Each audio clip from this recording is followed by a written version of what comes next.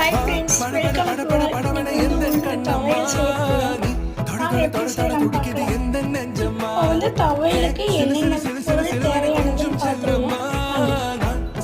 உளுந்து ஒரு கப்பு, வறுத்த வரமிளகாய் 2, புளி ஒரு லெமன் சைஸில் ஒரு புளி எடுத்துக்கோங்க.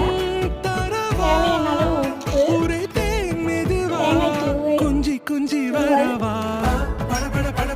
வாங்க செய்யலாம்.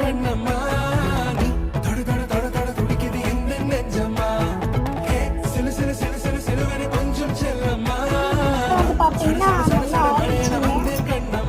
இப்போ வந்து நம்ம அரைக்க போயிடலாம். ஓகே ஃப்ரெண்ட்ஸ், இப்போ நல்லா உளுந்து வந்து நல்லா வறுபட்டுச்சு, நல்லா கலந்து வந்துச்சு சொல்லிடலாம். அடுத்து ஆற விட்டு அரைக்கணும்.